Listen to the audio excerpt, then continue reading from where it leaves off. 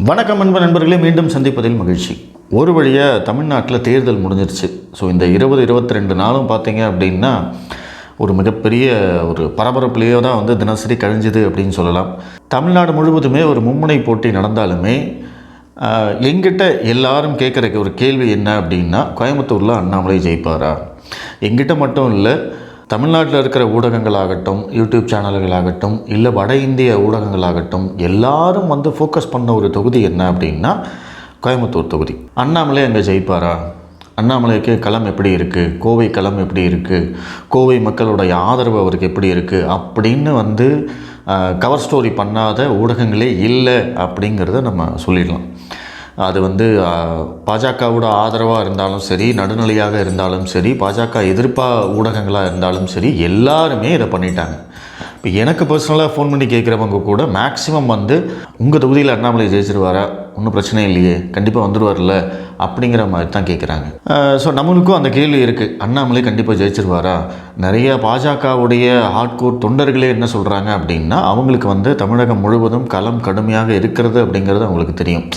Sir கண்டிப்பாக ரொம்ப கஷ்டம்தான். ஏன்னா இத்தனை வருஷமாக திராவிடம் கட்டி வச்சுருந்த அந்த கோட்டையை ஒரே தேர்தலில் அடித்து நகர்த்துறது அப்படிங்கிறதெல்லாம் நடைமுறைக்கு சாத்தியம் இல்லை அப்படிங்கிறத அவங்களும் புரிஞ்சு வச்சுருக்காங்க. ஆனால் குறைந்தபட்சம் அண்ணாமலை மட்டும் ஜெயிச்சிட்டா கூட போதுங்க, அது மட்டுமாவது நடக்கணும் கண்டிப்பாக அப்படிங்கிறது தான் அவங்களுடைய ஆசையாக இருக்குது.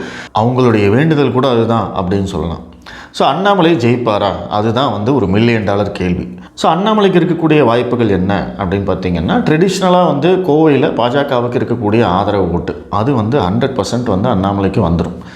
இரண்டாவதாக நியூட்ரல் ஓட்டர்ஸ், இந்த நடுநிலை வாக்காளர்கள், எந்த கட்சியும் சாராதவங்க இருப்பாங்க. அவங்கள பொறுத்த வரைக்கும் பார்த்தீங்க அப்படின்னா, தேர்தல் போது எந்த கட்சி, ஒன்று அதிமுக, இல்லை திமுக, இல்லை நாம் தமிழர், இல்லை விஜயகாந்த், இல்லை கமலஹாசன், இந்த மாதிரி மாற்றி மாற்றி அவங்க ஓட்டு போடுவாங்க. இப்போ இந்த 2021 எலெக்ஷனில் கூட பார்த்தீங்க அப்படின்னா, கமலஹாசனுக்கு ஒரு மிகப்பெரிய அளவு வாக்கு சதவீதம் வந்தது. 2019 கோவையில் கமல் மக்கள் நீதி மையம் மிகப்பெரிய வாக்கு சதவீதம் வந்தது. ஸோ இதெல்லாம் யாருன்னு பார்த்தீங்கன்னா அந்த நியூட்ரல் ஓட்டர்ஸ். அந்த நியூட்ரல் ஓட்டர்ஸ் எப்பவுமே யாராவது நம்மளுக்கு பிடிச்சவங்க வருவாங்க, ஒரு நல்ல தலைவர் வருவாங்க, ஒரு நல்ல லீடர் வருவாங்க அப்படிங்கிறதுக்காக அவங்க வெயிட் பண்ணிகிட்டு இருப்பாங்க. ஸோ அந்த இடத்துல அண்ணாமலை அவர்களுக்கு அந்த நியூட்ரல் ஓட்டர்ஸோட வாக்குகள் மிக அதிகமாக கிடைக்கும் அப்படிங்கிறது என்னுடைய நம்பிக்கை. அந்த 100 பேர் நியூட்ரல் ஓட்டர்ஸ் இருந்தாங்க அப்படின்னா கண்டிப்பாக ஒரு 60 பேர் 70 பேராவது இல்லை அண்ணாமலைக்கு ஓட்டு போடுவாங்க. ஏன்னா முக்கியமாக அவங்கள பொறுத்த வரைக்கும் அண்ணாமலை மேலே எந்த விதமான கெட்ட பேரும் கிடையாது. ப்ளஸ் அவர் மேலே அதிருப்தி ஆகிறதுக்கான வாய்ப்புகள் எதுவுமே இல்லை.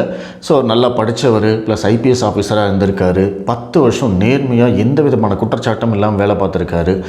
இந்த 3 வருஷத்துலேயும் பார்த்திங்கன்னா அவர் தன்னுடைய அந்த லீடர்ஷிப் குவாலிட்டியை நிரூபிச்சிருக்காரு. ப்ளஸ் அவர் கொடுக்குற ப்ரெஸ் மீட் ஆகட்டும், அவர் பேசுகிற விஷயங்களாகட்டும், இன்றைக்கி தமிழ்நாட்டில் எல்லா விஷயத்தையும் பேசக்கூடிய ஒரு அரசியல்வாதி யார் அப்படின்னா இன்றைக்கி அண்ணாமலை விட்டால் வேறு ஆளே கிடையாது அப்படிங்கிறது தான் உண்மை. ஸோ இது எல்லாமே மக்கள் அந்த 3 இயர்ஸோட உழைப்பையும் மக்கள் பார்த்துக்கிட்டு இருக்காங்க. ஸோ இந்த காரணங்கள் எல்லாம் சேர்த்து இந்த நியூட்ரல் ஓட்டர்ஸ் டோட்டலாகவே அண்ணாமலை பக்கம் சாயறதுக்கான வாய்ப்புகள் இருக்குது. அப்படி இல்லைனாலும் ஒரு 70% வரைக்கும் கண்டிப்பாக இந்த ஓட்டுகள் அண்ணாமலைக்கு விழும். ஸோ மீதி இருக்கிற 30% எப்பவும் போல் ஸ்ப்ளிட் ஆகும். திமுக, அதிமுக, நாம் தமிழர், மற்ற கட்சிகளுக்கு ஸ்ப்ளிட் ஆகிறதுக்கான வாய்ப்புகள் இருக்குது. ஸோ இது இன்னொரு அட்வான்டேஜ் திரு அண்ணாமலை அவர்களுக்கு. மூன்றாவதாக பார்த்தீங்க அப்படின்னா பிரதமர் வேட்பாளர். திமுகலையும் சரி அதிமுகலையும் சரி இவர் தான் பிரதமர் வேட்பாளர் அப்படின்னு சொல்லி யாருமே போட்டியிடல. ஆல்மோஸ்ட் தேர்தல் நெருங்குற போது தான் ராகுல் காந்தி தான் எங்களுடைய பிரதமர் வேட்பாளர் அப்படின்னு ஸ்டாலின் அறிவித்தார். அது வரைக்கும் ராகுல் காந்தியை பற்றி அவங்க பேசவும் இல்லை.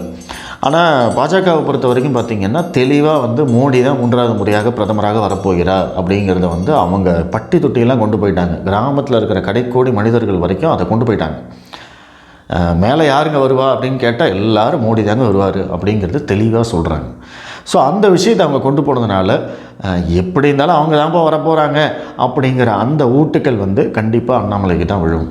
ஏன்னா இன்னொரு பக்கம் அதிமுக பொறுத்த வரைக்கும் பார்த்திங்கன்னா அவங்களுக்கு போடுற ஓட்டு டோட்டலாகவே வேஸ்ட்டு அப்படின்னு தான் எல்லாருமே சொல்லுவாங்க. அப்போது ட்ரெடிஷ்னலாக அதிமுகவுக்காக ஓட்டு போடுறவங்க, இரட்டை இலை சின்னத்துக்காக ஓட்டு போடுறவங்க, எம்ஜிஆருக்காக ஓட்டு போடுறவங்க, ஜெயலலிதாவுக்காக ஓட்டு போடுறவங்க, இவங்க தான் அந்த அதிமுகவுக்கு ஓட்டு போட்டுருவாங்க. அதில் மாற்றுக்கிறதே இருக்க முடியாது. ஆனால் இரட்டை இலை சின்னத்துக்கு தாங்க நாங்கள் ஓட்டு போடுவோம். ஆனால் இந்த தேர்தல் பொறுத்த வரைக்கும் பிரதமர் யாருங்கிற தேர்தல் தானே. அப்போது இந்த தேர்தலில் பிரதமர் வேட்பாளரே சொல்லாமல் போட்டியிடுற அதிமுகவுக்கு நாங்கள் எதுக்கு ஓட்டு போடணும் அப்படின்னு நினச்சி அந்த ஓட்டுகள் பாஜக பக்கம் திரும்புறதுக்கான வாய்ப்புகள் ஜாஸ்தியாக இருக்குது. ஸோ அதுவும் வந்து அண்ணாமலைக்கு ஒரு அட்வான்டேஜ். ப்ளஸ் திமுக எதிர்ப்பு அப்படிங்கிற அந்த மனநிலை கோவையில் மிக அதிகமாக இருக்குது. அதிமுகவுடைய கோட்டையாக ஏன் கொங்கு மண்டலம் மாறியது அப்படின்னா திமுக எதிர்ப்பு தான் மிக முக்கியமான காரணம். அந்த திமுக எதிர்ப்பு ஓட்டுக்களை இத்தனை நாளாக அதிமுக அறுவடை பண்ணிகிட்டு இருந்தாங்க. ஓகேவா? ஆனால் லாஸ்ட் 3 இயர்ஸாக என்ன ஆச்சு? தமிழகத்துடைய மிக முக்கியமான எதிர்க்கட்சியாக செயல்பட்டது யார் அப்படிங்கிற கேள்விக்கு அண்ணாமலை தான் அப்படின்னு எல்லாருமே பதில் சொல்லுவாங்க.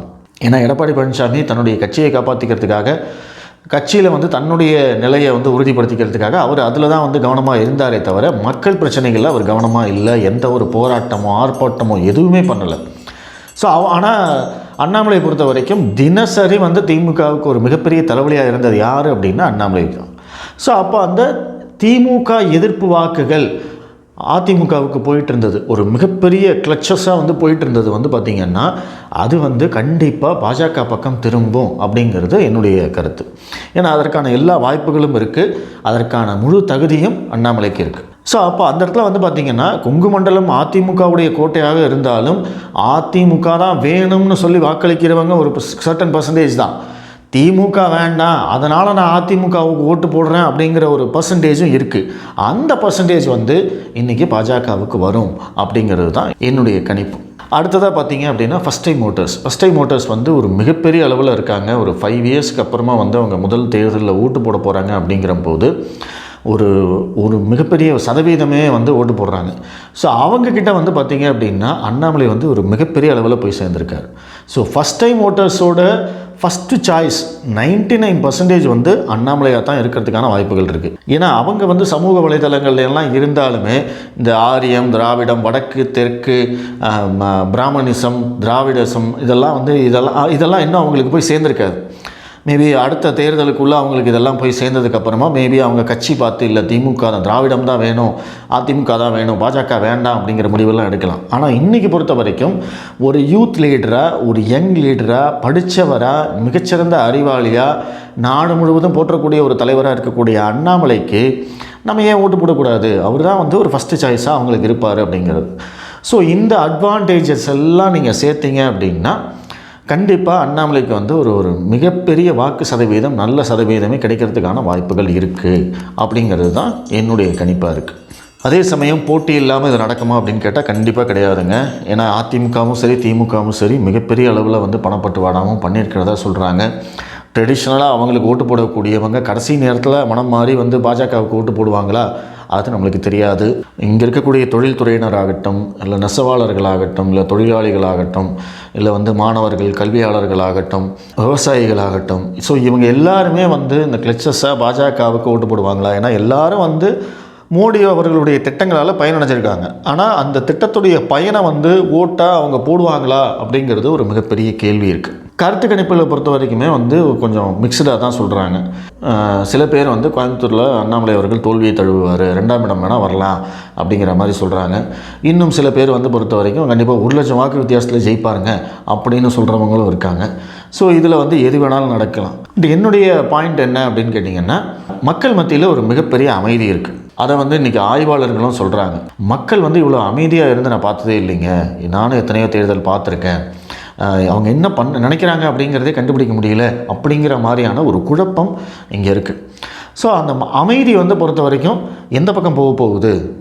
ஏன்னா இன்றைக்கி வந்து மோடி எதிர்ப்பு அலை அப்படிங்கிறது எதுவுமே இல்லை. அதுவும் முக்கியமாக கோயம்புத்தூரில் கிடையவே கிடையாது. ஏன்னா மோடி எதிர்ப்பு அலை இருந்த போதே வந்து ஒரு மிக நல்ல சதவீதம் தான் வாக்கு வாங்கணும் நம்ம இங்கே. அதே சமயம் ஆதரவு அலை இருக்கா அப்படின்னு கேட்டால் அதுவும் கிடையாது. எதிர்ப்பாளி இல்லை, ஆதரவாளையும் இல்லை, ஒரு நியூட்ரலான ஒரு கட்சி. இப்போ திமுக இருக்குது, அதிமுக இருக்குது, அது மாதிரி வந்து பாஜகவும் ஒரு கட்சி இருக்குங்க அப்படிங்கிற அந்த ரேஞ்சில் தான் வந்து இன்றைக்கி மக்கள் பார்க்குறாங்க. ஸோ அப்படி பார்க்குறம்போது மோடி தான் பிரதமராக வரப்போகிறாருன்னு தெரியுது, அவரும் நல்லா தாங்க பண்ணிகிட்ருக்காரு, இவங்க தாங்க வந்து அரசியலுக்காக எல்லாம் பண்ணுறாங்க அப்படிங்கிற ஒரு அந்த நினைப்பு மக்கள் மனசில் போய் சேர்ந்துருந்தது அப்படின்னா சரிங்க நம்ம ஜெயிக்கிற கட்சிக்கு ஓட்டு போடுவோம், மோடியே வரட்டுங்க நல்லது தாங்க அப்படின்னு அவங்க நினச்சிருந்தாங்க அப்படின்னா அண்ணாமலை நல்ல தலைவருங்க, புதுசாக வந்திருக்க அப்படி அவருக்கு ஒரு வாய்ப்பு கொடுப்போம், இவங்களுக்கே மாற்றி மாற்றி ஓட்டு போட்டு வந்து நம்ம என்னத்தை கண்டோம், ஒரு தம்பி வந்திருக்க அப்படி ஐபிஎஸ்லாம் படிச்சிருக்காரு அவருக்கு ஓட்டு போடுவோம், அவருக்கு 5 வருஷம் ஒரு சான்ஸ் கொடுத்து பார்ப்போமே அப்படின்னு மக்கள் நினச்சா, ஸோ இது எல்லாமே சேர்ந்து நடந்தது அப்படின்னா அண்ணாமலை அவர்களுக்கு ஒரு மிகப்பெரிய வாக்கு வித்தியாசத்தில் வெற்றி பெறக்கூடிய வாய்ப்பு இருக்கிறது அப்படிங்கிறது தான் உண்மை. அதுதான் நடக்கும் அப்படின்னு நான் எதிர்பார்க்குறேன். கோவையில் அண்ணாமலை ஜெயிப்பார், நல்ல வாக்கு வித்தியாசத்திலே கண்டிப்பாக ஜெயிப்பார். அது நடக்கட்டும், ஆண்டவனை வேண்டுவோம். நன்றி.